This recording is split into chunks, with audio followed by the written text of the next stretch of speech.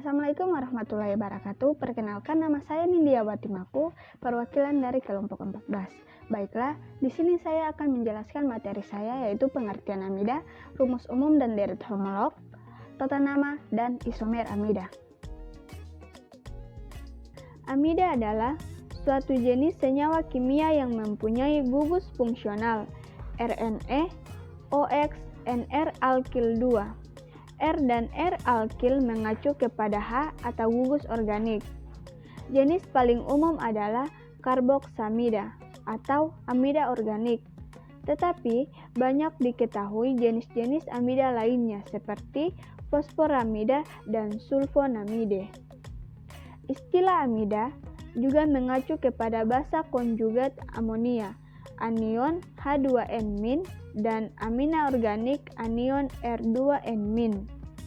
Karena penggunaan ganda dari kata amida, telah ada perdebatan tentang peraturan untuk menamakan anion yang diturunkan dari amida pertama. Contohnya, amida terasilasi, terdeprotonisasi, beberapa di antaranya digunakan sebagai counterion yang non-reaktif. Rumus umum dan deret homolog. Senyawa amida merupakan turunan dari asam karboksilat, di mana gugus karboksil digantikan kedudukannya oleh min NH2. Sehingga amida memiliki rumus umum CnH2n tambah 1ON. Seperti dilihat dari gambar, di mana R merupakan hidrogen atau alkil atau aryl radikal. Berikut deret homolog amida, yaitu CH3ON, C2H5ON, C3H7ON. Tata nama dan isomer. Nama amida primer berasal dari nama iupac dari asam karboksilat yang mana akhiran OAT diganti dengan amida, kecuali asam asetat yang dapat langsung diberi akhiran amida menjadi asetamida. Contoh, metanamida, etanamida. Untuk penomoran gugus min CONH2 mendapat nomor 1. Jika terdapat substituen pada amida primer, nama substituen ditulis lebih dulu. Jika substituen lebih dari 1 dan tidak sejenis, maka penyusunannya berdasarkan urutan abjad. Jika substituen lebih dari 1 dan sejenis, maka nama substituen mendapat imbuhan di, tri, dan seterusnya. Contoh, N-metilpropanamida, N-propilpropanamida. Jika amida sekunder memiliki substituen yang sejenis dengan gugus alkil, maka posisi substituen ditulis setelah huruf N. Dan karena substituen sejenis dengan gugus alkil yang terikat pada gugus min NH, maka dapat diberi imbuhan di, tri, dan seterusnya. Contoh, N,3 dimetilheksanamida.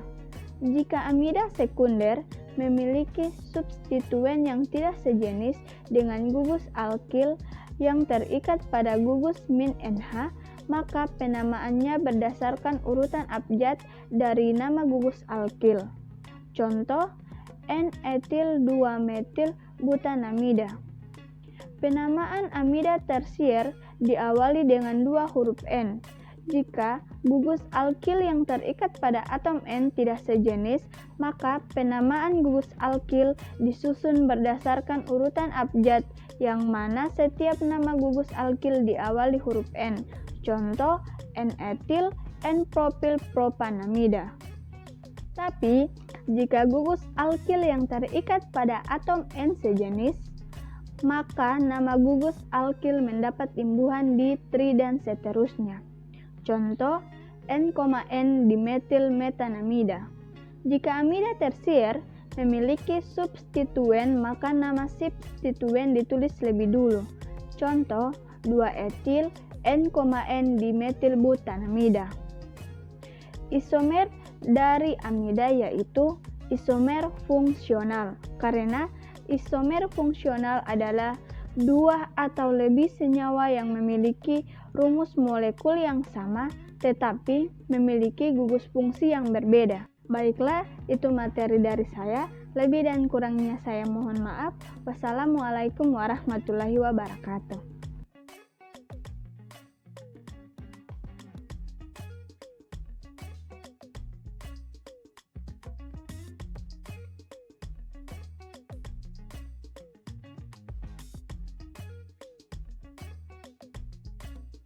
Kemudian saya akan menjelaskan sifat fisik amida. Yang pertama yaitu sangat polar. Yang kedua mudah larut dalam air karena mudah membentuk ikatan hidrogen dengan air. Semakin pendek rantai karbon maka semakin mudah larut dalam air. Akan tetapi kurang larut jika dibandingkan dengan amina dan asam karbosilat karena amida mudah menerima atau menyumbangkan atom hidrogen. Yang ketiga yaitu metamida berwujud cair pada suhu kamar. Yang keempat, etamida berwujud kristal, tidak berwarna, berbau seperti tikus dan mudah menyerap uap air, sehingga kristal etamida yaitu sering terlihat basah. Yang kelima yaitu amida yang memiliki gugus NH, memiliki titik didih dan titik leleh lebih tinggi daripada amida yang memiliki gugus NR. Titik didih dan titik leleh lebih tinggi daripada ukuran molekulnya karena adanya ikatan hidrogen antar molekul. Yang keenam yaitu amida memiliki gugus asil. Adanya gugus asil menyebabkan amida mudah mengalami substitusi nukleofilik. Yang terakhir yaitu amida bersifat reaktif karena adanya gugus karbonil. Reaksi-reaksi amida. Yang pertama yaitu hidrolisis dari amida. Amida mengalami hidrolisis ketika dipanaskan dengan asam berair atau basa berair. Amida yang tersubstitusi N juga mengalami hidrolisis dalam asam atau basa berair. Hidrolisis amida dengan metode manapun berlangsung lebih lambat daripada hidrolisis ester yang sesuai.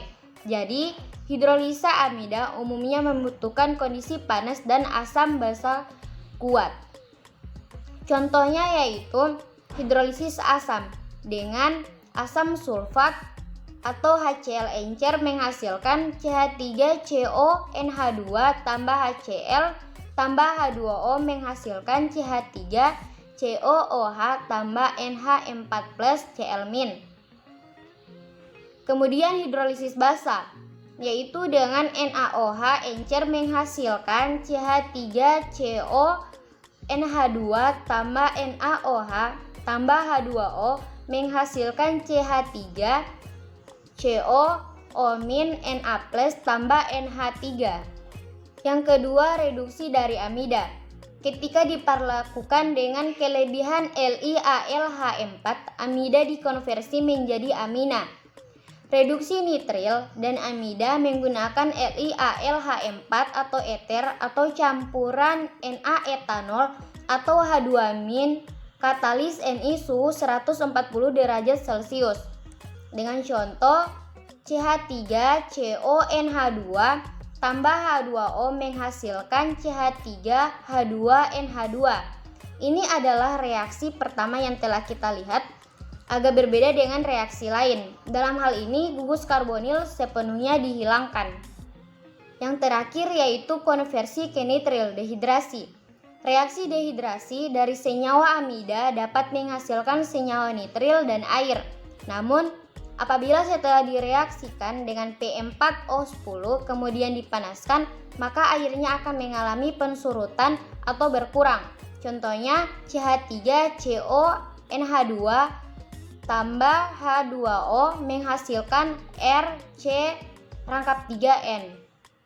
Assalamualaikum warahmatullahi wabarakatuh. Perkenalkan, nama saya Ardan Khubair Fajar Ishak dari kelas Kimia A. Jadi di sini saya akan mempresentasikan tugas organik saya yang mengenai pembuatan sumber dan kegunaan amida. Jadi untuk pertama kita membahas tentang pembuatan dan sumber amida. Yang pertama adalah asil klorida dengan amonia. Reaksi amina dengan asil klorida adalah salah satu metode laboratorium yang paling banyak digunakan untuk sintetis amida. Karena asil klorida itu sendiri mudah dibuat dari asam karboksilat. Reaksi antara asil klorida dan amina atau amonia biasanya terjadi pada suhu kamar atau di bawah dan menghasilkan amida dalam hasil tinggi. Asil klorida juga bereaksi dengan amina tersier melalui reaksi eliminasi nukleofilik. Ion asil amonium yang terbentuk bagaimanapun tidak stabil dengan adanya air atau pelarut hidroksilik, dan di bawah ini adalah reaksinya. Dan kedua adalah anhidrida karboksilat dengan amonia. Anhidrida asam bereaksi dengan amonia dan amina primer dan sekunder untuk membentuk amida melalui bereaksi yang analog dengan asil klorida. Dan yang di bawah ini merupakan reaksinya. Dan untuk anhidra asiklik bereaksi dengan amonia atau amina dengan cara yang sama seperti anhidrida asiklik. Namun, reaksi menghasilkan produk yang merupakan amida dan garam amonium. Pengasaman garam amonium menghasilkan senyawa yang merupakan amida dan asam. Dan ini merupakan reaksinya, teman-teman bisa lihat di PPT.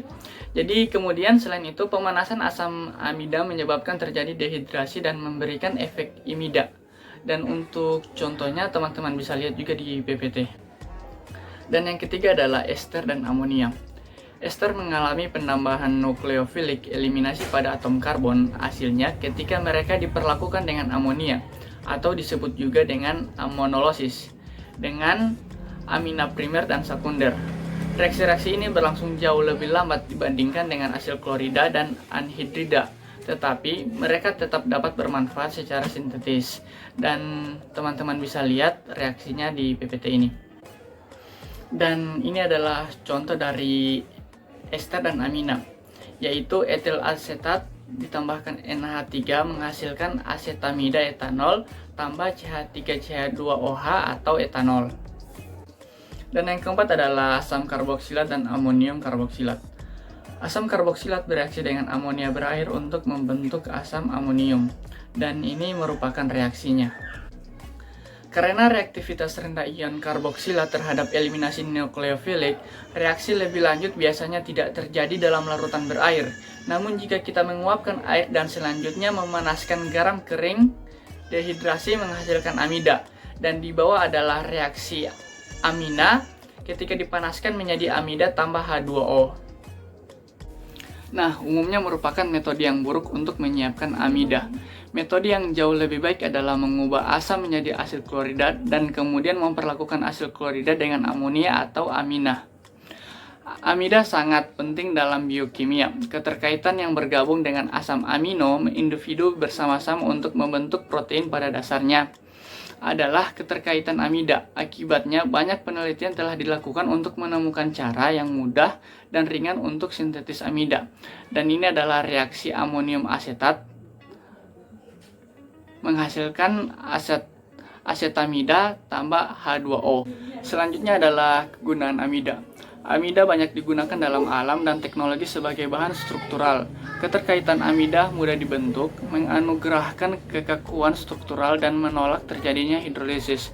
Selain itu, penggunaan amida di bidang kedokteran seperti analgesik. Analgesik itu adalah pereda nyeri lega, acetaminophen sakit umum, anti diare, dan obat bius.